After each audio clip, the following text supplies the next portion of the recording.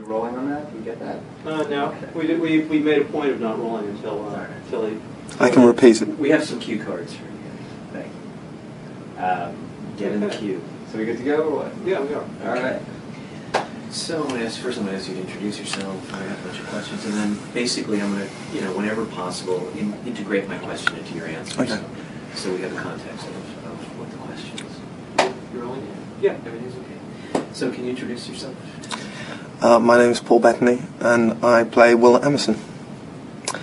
And Will Emerson is the head trader on this particular floor of an unnamed firm trading in MBSs. So that's who I am. You probably have your choice of every script out there, and you chose this script. Can you tell me a bit about what resonated to you and how you made your decision? Firstly, I'm not sure I have a choice of every script. I wish that were the case.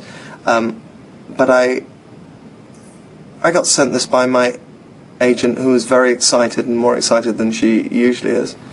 And I read it immediately. It came in, and it was really intelligent writing, which is rarer than one would think. And I really liked the part. I thought there was lots that could be done with it, potentially make it slightly more flamboyant, and it felt like David Mamet, but in a good way, I mean, that is a good thing, but it didn't feel like a bad version of Mamet. It was wordy and fast paced and exciting, and sort of I think I felt like it would give me a lot of opportunity as an actor. But also, I can't stress enough how the knowledge that Kevin Spacey and Stanley Tucci were in that movie made me jump. They're two actors that I've always really wanted to work with. So that's the truthful answer. It's a very topical film. It's a real hot button issue. What was your involvement with the financial world, and did you think this was something that you wanted to deal with?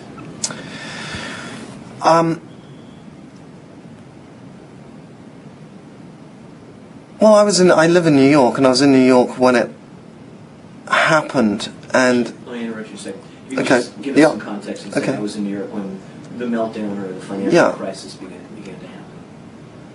I live in New York, and I was here when the financial meltdown began, and so I suppose my involvement with it was merely as a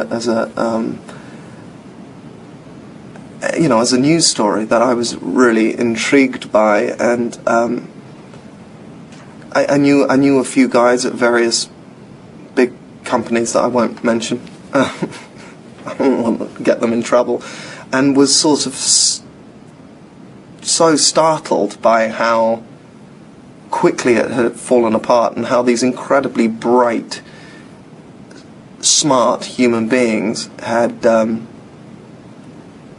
let this fall apart through greed and sort of blind hope that the good times would not stop. I mean, there were rumblings that this couldn't last forever, and things don't continue to just go up, and that this would burst, and everybody just decided to sort of make hay while the sun was shining.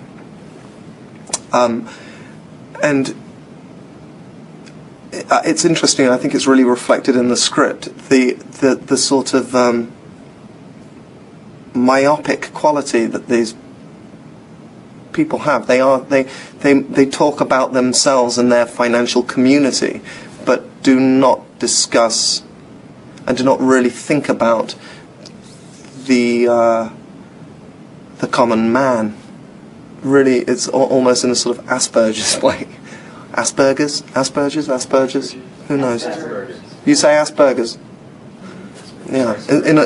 So almost, and they're having met some of those people, they're sort of myopic in the way that they think and feel badly for their community, the financial community, that is, but have no sort of make no connection between what they're doing and the common man, in quite a sort of almost Asperger's way. You know, it's been very interesting to me. A lack of the social. We're picking up a fair amount of clothing, Russell, on the, but the other mic is fine. Okay. So I'm, you know, I don't think we can do anything unless we unhide it with that. But I mean, the other mic is fine. Okay, let's so just keep we're it good. on. As an actor, you have a greater sense of observation than most regular, normal people do. Were your friends able to kind of inspire you? Tell me a little bit about the preparation. That's what I'm trying to get into. How you molded and shaped this character. Well, it happened. The length of time between me receiving the script and starting the job, I think, was about a week, maybe 2 weeks. And so there wasn't much time. I went to a trading floor and met with people, and I talked with a few people that I know in London who, well, one still is a trader, but were traders, and just, you know, through, it's a very full script, so a lot was given to me.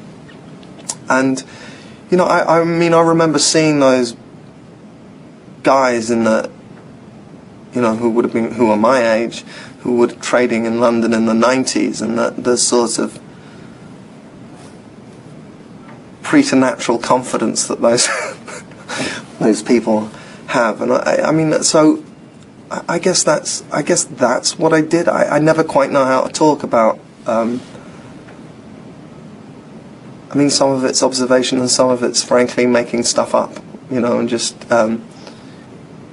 trying to create a human being that I feel, Paul feels, has wasted an incredibly quick mind.